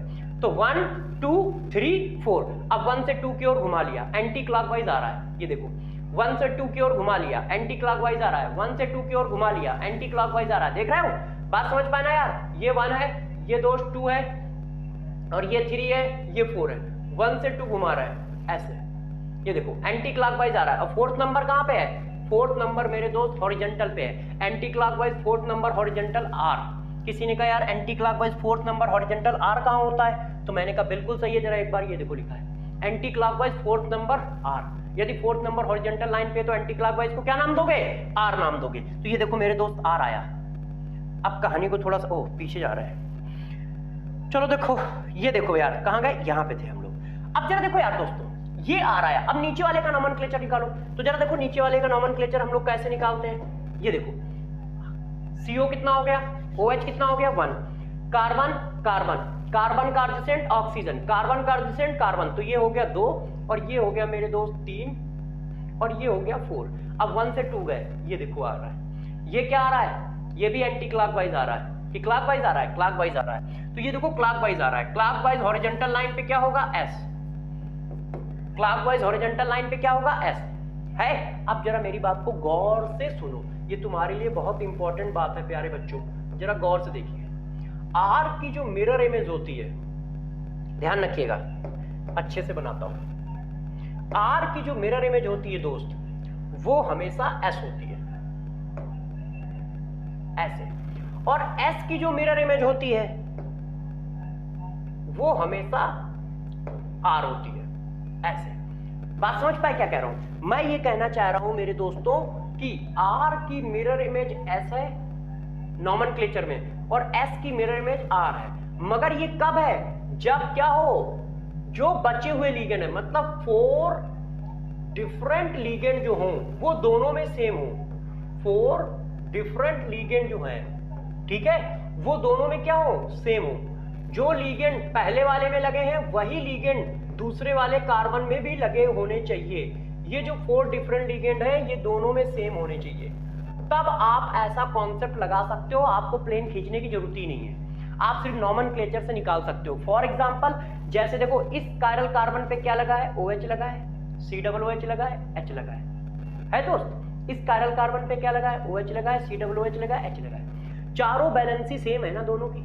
यदि दोनों कायरल कार्बन की चारों बैलेंसी सेम है तो तुम मेरे दोस्तों कभी भी प्लेन मत खींचो, बस नॉमेनक्लेचर कर लो। नॉमेनक्लेचर में क्या है, R की मिरर इमेज S, ऊपर वाला आर आया, नीचे वाला एस आया, इसका मतलब प्लेन ऑफ सिमेट्री है, तुम्हें प्लेन खींचने की जरूरत ही नहीं है, इसका मतलब प्लेन ऑफ सिमेट्री है। मालिक्यूल चाहे जैसा लिखा हो, तुम्हें कोई इमेजिनरी प्लेन की जरूरत नहीं है। और तो मेरी कोशिश यही है कि तुम प्लेन पे ना फोकस करो, क्योंकि प्लेन डालना थोड़ा टफ है, ठीक है, मिरर इमेज निकालना थोड़ा टफ काम है, मगर नॉमेनक्लेचर करना इजी काम है, तो इजी पर फोकस करो। तुम क्या करो, हमेशा इस बात को चेक किया करो, आर की मिरर इमेज एस, एस की मिरर इमेज आर। मगर कब ये काम कर पाओगे, जब डिफरेंट लीगेंड जो है, मतलब दोनों कायरल कार्बन से जो बैलेंसियां अटैच है वो सेम होनी चाहिए, दोनों कायरल कार्बन से जो बैलेंसियां अटैच है वो सेम होनी चाहिए, मतलब 4 डिफरेंट लीगेंड जो है दोनों कायरल कार्बन में एक जैसे हो, तब ऐसा कर सकते हो। मगर यदि यही काम मैंने ऐसे कर दिया ना, तो मत कर देना यार, नहीं तो तुम्हें भी टेंशन और हमें भी टेंशन। जैसे ये देखो, मैं जरा सा चेंज कर रहा हूं, नॉमेनक्लेचर यही आएगा, आप करके देख लीजिएगा, क्योंकि मैंने चेंज ही ऐसा किया है। देखो दोस्त, अब तुम जोश में मत चलना, ये देखो आर आ गया और ये वाला ऐसा आएगा। अब तुमने कहा सर आर और एस ये भी प्लेन ऑफ सिमेट्री आएगी, इसमें भी आएगी प्लेन ऑफ सिमेट्री, क्यों? क्योंकि आर की मिरर इमेज ऐसा होता है, बात खत्म हो गई। मगर दोस्त दूसरी वाली बात तो चेक करो ना यार, इतना है कि नहीं, इतना ज्यादा उतावले हो गए तो यही टेंशन होगी ना। जरा देखो यहां पे क्या लिखा है, SH, और यहां पे क्या लिखा है, OH, डिफरेंट बैलेंसी है, दोनों कायरल कार्बन के पास जो बैलेंसी है वो सेम नहीं है, डिफरेंट है, तब ये कभी मिरर इमेज नहीं बनाएंगे। आर की मिरर इमेज एस नहीं होगा, आर की जो मिरर इमेज होगी वो एस नहीं होगा, ध्यान रखिएगा, तब वो मिरर इमेज नहीं होगा, ठीक है, ध्यान रखना, आर की मिरर इमेज एस नहीं होगा।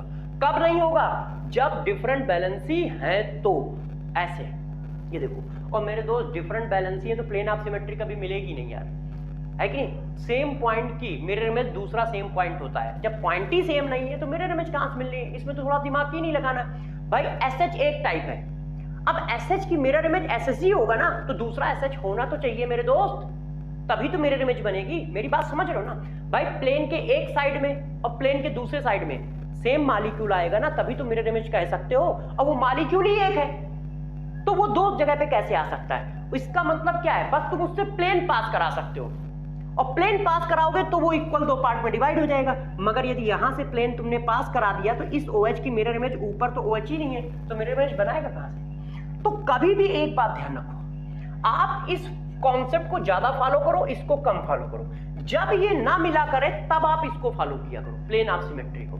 नहीं तो आप सबसे पहले जैसे ही मॉलिक्यूल देखा नॉमेनक्लेचर कर डाला, नॉमेनक्लेचर करने के बाद देख लो कि मिरर इमेज आर की मिरर इमेज एस, एस की मिरर इमेज आर, ऐसा। मतलब यदि एक मॉलिक्यूल का नॉमेनक्लेचर ये आ रहा है तो इसकी मिरर इमेज कौन सा होगा, इसकी मिरर इमेज होगा ये,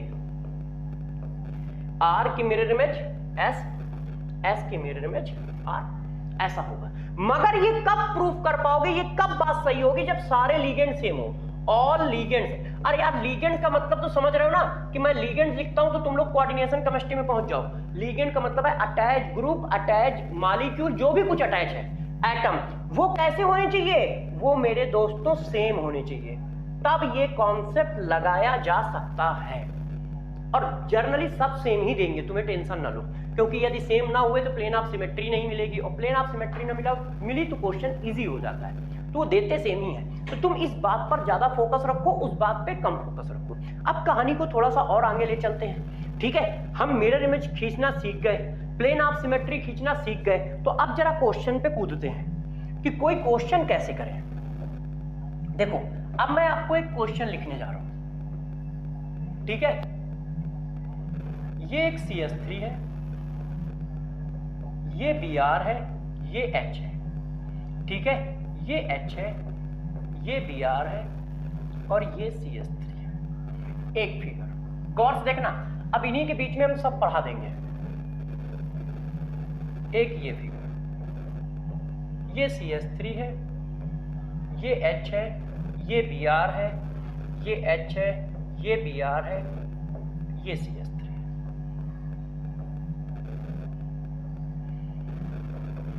ये CH3 है,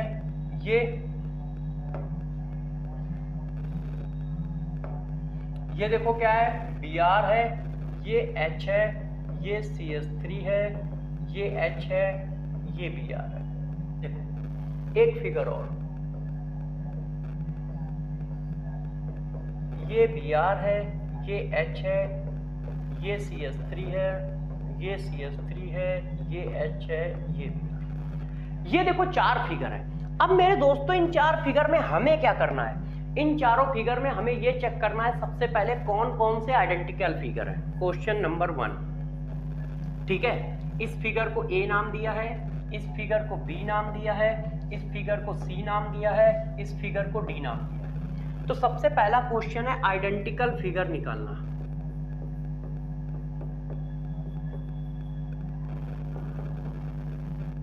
हमें ये चेक करना है कि आइडेंटिकल फिगर कौन कौन है, पहला पॉइंट तो ये।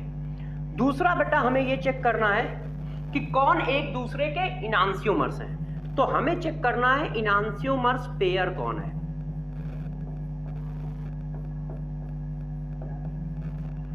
हमें क्या चेक करना है? इनांसियोमर्स पेयर कौन है। तीसरा चेक करना है डाइस्टीरियोमर्स।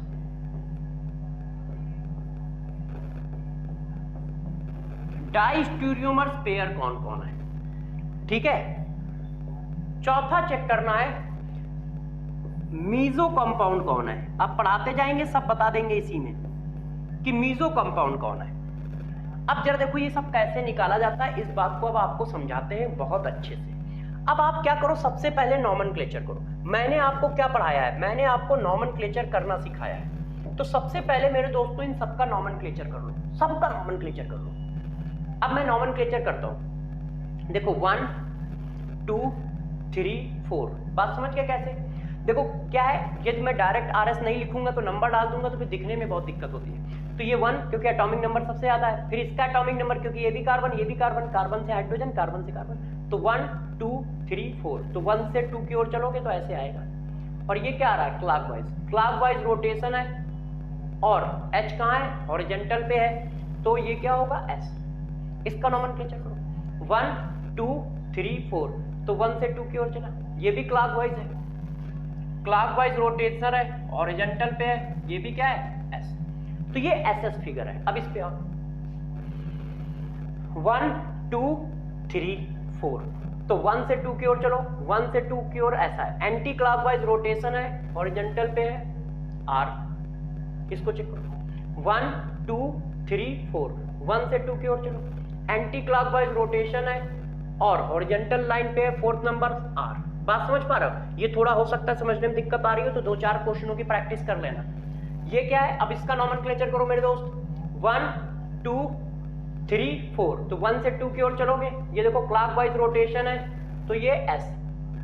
1 2 3 4, 1 2 3 4। तो 1 से 2 की ओर, ये क्या है? एंटी क्लॉकवाइज रोटेशन है, मगर एंटी क्लॉकवाइज रोटेशन है मगर 4th नंबर कहाँ है?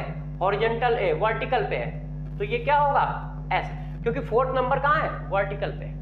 अब इस पे आओ, ये देखो इस पे नॉमेनक्लेचर करो 1 2 3। तो 1 और 2 अपोजिट है तो 4 से जाओगे, ये क्या है? क्लॉकवाइज रोटेशन है, क्लॉकवाइज रोटेशन है और ये कहाँ पे है? हॉरिजॉन्टल पे, तो S। अब इसको चेक करो 1 2 3 4, क्लॉकवाइज रोटेशन है और ये कहां पे है? हॉरिजॉन्टल पे, वर्टिकल पे, तो R।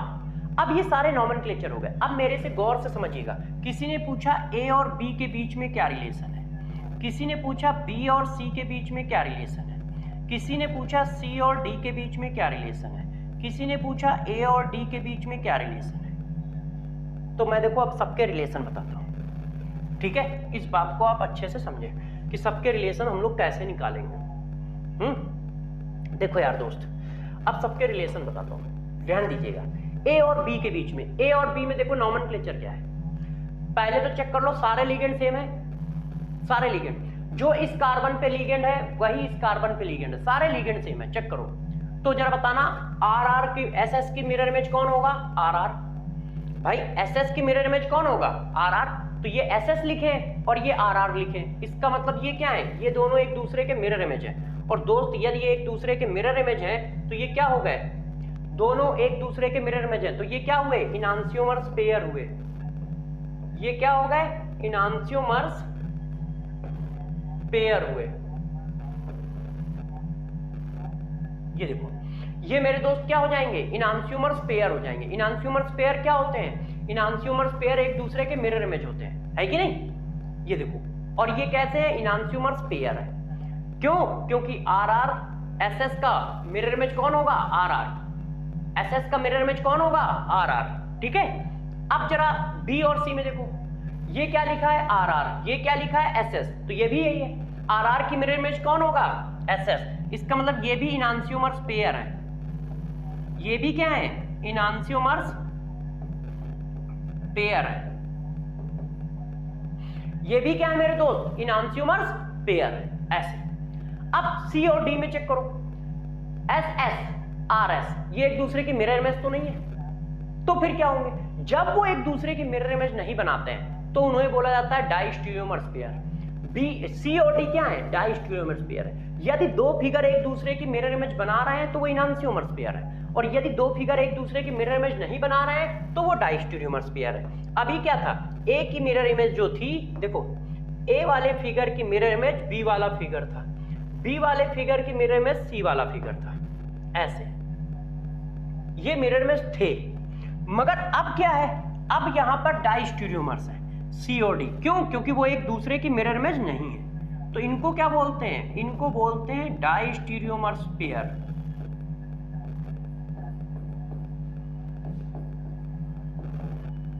ये क्या बोले जाते हैं, डाइस्टीरियोमर्स पेयर। मतलब तुम क्या कह रहे हो, तुम कह रहे हो सी की मिरर इमेज डी नहीं है। ये देखो, ये दोनों एक दूसरे की मिरर इमेज नहीं है। क्यों मिरर इमेज नहीं है, क्योंकि नॉमेनक्लेचर देख लो जरा, ये एस एस है, ये आर एस है। एस एस की मिरर इमेज आर आर होता है। जब दो फिगर एक दूसरे की मिरर इमेज ना हो तो वो डाइस्टीरियोमर्स, और मिरर इमेज हो तो वो इनांशियोमर्स। अब जरा देखो, ए और डी, ए का क्या है, एस एस, और डी का क्या है, एस आर। क्या ये मिरर इमेज है, नहीं। एस एस की मिरर इमेज कौन होता है, आर आर होता है, तो ये भी क्या है, डाइस्टीरियोमर्स पेयर है।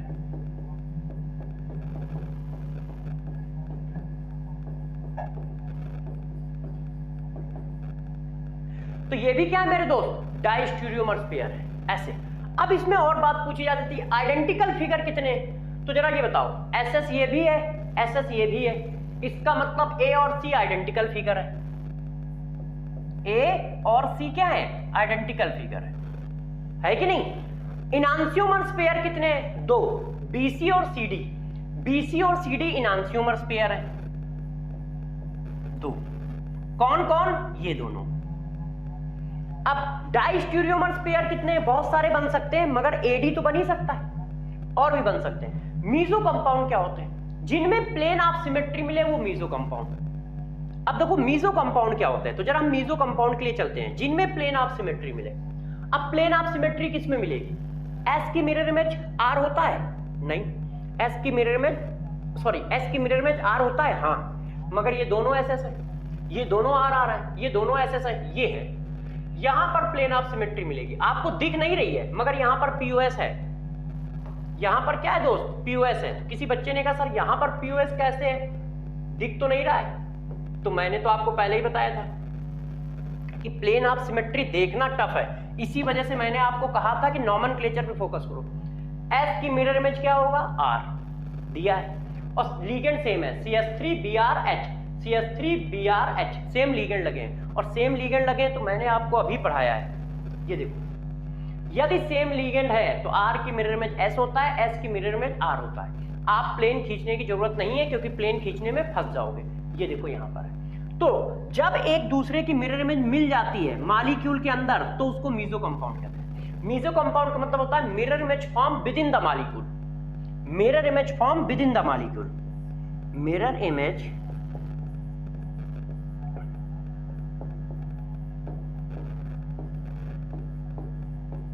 Form within the molecule या कंपाउंड। यदि mirror image within the compound मिल रही है तो वो क्या है, मीजो मॉलिक्यूल है, और यहां विद इन द कंपाउंड मिल रही है। एक मिरर इमेज एक दूसरे की थोड़ी है, एक के अंदर मिल रही है। यदि मॉलिक्यूल के अंदर ही उसकी मिरर इमेज प्रेजेंट है तो वो मीजो कंपाउंड होता है, और यदि एक मॉलिक्यूल की मिरर इमेज दूसरा है तो वो इनांशियोमर्स होता है। जब एक मॉलिक्यूल के मिरर इमेज दूसरा मॉलिक्यूल है तो वो इनांशियोमर्स है, और वही मिरर इमेज अंदर मिल जाए तो वो मीजो है। तो ये देखो मीजो कौन है, डी ऑप्शन मीजो क्यों है, क्योंकि ऊपर वाला एस है नीचे वाला आर है, तो एक दूसरे की मिरर इमेज है ये, और लीगेंड भी सेम है, लीगेंड भी सेम है। तो ये देखो, तो आइडेंटिकल फिगर कौन थे, ठीक है, मीजो कौन थे, ये सारी बातें ऐसे ही पूछी जाती हैं। 2-3 कंपाउंड देके उनमें ये सारी बातें पूछ लेते हैं। तो आप कैसे निकालोगे, बात समझ पाए। यदि वो एक दूसरे की मिरर इमेज है, जैसे ये देखो एक दूसरे की मिरर इमेज है, ठीक है, तो वो क्या है, इनांशियोमर्स पेयर हुए। ये एक दूसरे की मिरर इमेज है, कैसे मिरर इमेज है, सॉरी कैसे मिरर इमेज है, तो कैसे मिरर इमेज है, तो वो ऐसे मिरर खींच के नहीं है। प्रॉब्लम ये है नॉमेनक्लेचर से मिरर इमेज है, हम नॉमेनक्लेचर से कर रहे हैं, मिरर खींच के नहीं कर रहे हैं, मिरर खींच के नहीं कर पाओगे, पता ही नहीं चलता है। तो इस बात को गौर समझ रहे हो कैसे करना है मेरे दोस्तों, इस बात को समझ पा रहे हो ना कैसे करना है, ठीक है, कर लोगे। कहानी को और आगे बढ़ाया जाए। अब जरा देखो कहानी को और आगे बढ़ाते हैं। अब यदि यार मान लो कहीं पूछा जाता है कितने आइसोमर है, तो कैसे निकाला जाए, कितने स्टीरियो आइसोमर है, तो कैसे निकाला जाए। तो देखो स्टीरियो आइसोमर काउंट करना सिखाता हूं।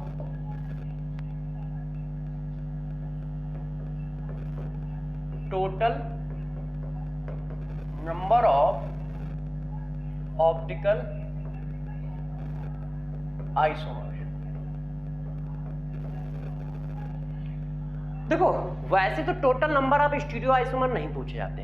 क्यों नहीं पूछे जाते, क्योंकि उनको काउंट करना थोड़ा टफ होता है, बार बार फिगर बनाओ। तो हम लोग भी उस पर ज्यादा ना फोकस करके सिर्फ सिंपल इस बात पे फोकस करते हैं कि कब कब कैसे कैसे मिल सकते हैं। तो ये देखो यदि हमारे पास टर्मिनल, देखो if terminal chiral carbon have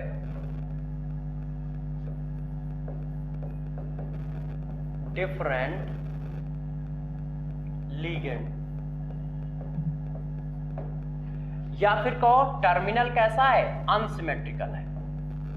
यदि मेरे दोस्त टर्मिनल अनसिमेट्रिकल है तो क्या होगा, यदि टर्मिनल अनसिमेट्रिकल है तो total number of stereo isomer 2 की पावर n होंगे, वेयर n क्या है, number of chiral carbon, number of chiral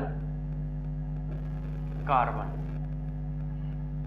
यदि क्या है, यदि हमारे पास सिमेट्रिकल ना होके अनसिमेट्रिकल है तो हमारा आंसर होगा 2 की पावर n। n क्या है, नंबर ऑफ कायरल कार्बन है, ठीक है, इस बात को ध्यान रखें। जैसे ये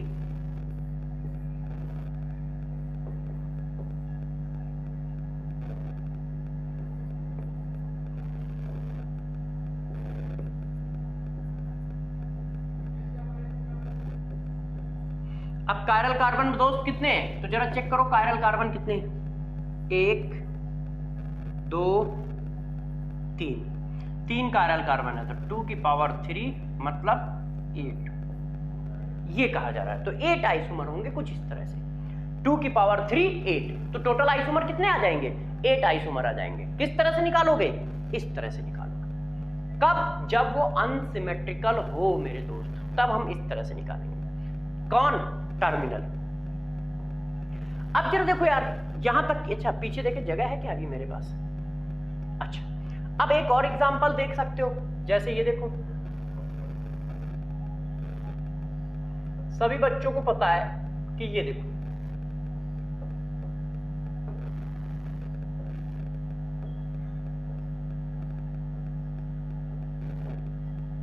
आप बताओ कितने होंगे, तो बताओ कितने हमारे पास कायरल सेंटर है, 1 2 3 4 कायरल सेंटर है, तो 2 की पावर 4, 2 की पावर 4 यार कितना होता है, 16 आइसोमर हो जाएंगे। क्यों, क्योंकि कायरल सेंटर कितने हैं, 4 है, ठीक है, तो 2 की पावर क्या करोगे, 4 कर दोगे, वो हमारा आंसर हो जाएगा, और इस तरह से हो जाएगा। अब जरा देखो यार बातों को और आगे बढ़ा लेते हैं दोस्तों, इसके आगे क्या करना है जरा देखिए। हमने यार ऑप्टिकल आइसोमर बता दी, इनांशियोमर्स बता दिए, डाई स्टीरियोमर्स बता दिए, कैसे चेक करते हैं ये बात बता दी आपको, ठीक है। अब इन्हीं में थोड़ा सा और आगे बढ़ाते हैं, कन्फर्मेशनल आइसोमरिज्म क्या होती है इस पर बताते हैं। देखो